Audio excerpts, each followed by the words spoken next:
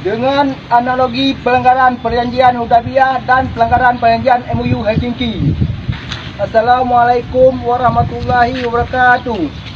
Saudaraku umat yang beriman, hari ini saya ingin kita semua jujur kepada hati nurani. Ingatlah kisah Nabi Muhammad dalam sejarah Islam saat beliau mendatangi perjanjian Hudaybiyah dengan kaum kafir jahiliyah Quraisy. Nabi menepati perjanjian sepenuhnya. Tapi saat kafir Quraisy melanggar perjanjian, maka berakhirlah ikatan damai itu tanpa perundingan ulang. Itulah ajaran Rasul kita. Sekali lagi, siapa melanggar janji, maka dengan otomatis perjanjian itu sudah berakhir. Lalu saya bertanya padamu, wahai umat Islam di Aceh dan juga umumnya di Indonesia, siapa yang sekarang melanggar perjanjian MOU Helsinki? Siapa yang membentuk batalion baru di Aceh? Perjanjian MOU itu sudah dilanggar berkali-kali. Mengapa kalian rakyat Aceh masih diam?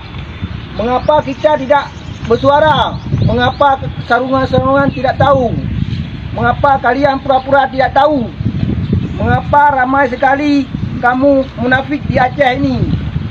Mengapa kaum tidak keluar di kampus tutup mata? Kalau Aceh sudah jujur, mengapa menjaga perjanjian itu? Lalu mengapa kalian yang katanya muslim, berpenduduk muslim terbanyak di dunia, juga diam dengan kezaliman Indonesia terhadap Aceh? Wahai muslim di Indonesia semua, jujurlah kalian dengan perayaan ini. Kaum Quraisy kafir di zaman Nabi dulu melanggar perjanjian Hudaybiyah. Lalu kini siapa yang melanggar MOU Helsinki? Siapa sekarang yang lebih jahiliah? Wahai kaum sarungan, wahai ulama, wahai orang Islam, mengapa kalian diam?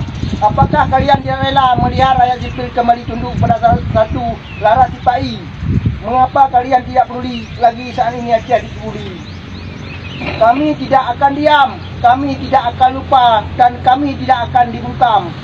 Wassalamualaikum warahmatullahi wabarakatuh. Wassalamualaikum warahmatullahi wabarakatuh.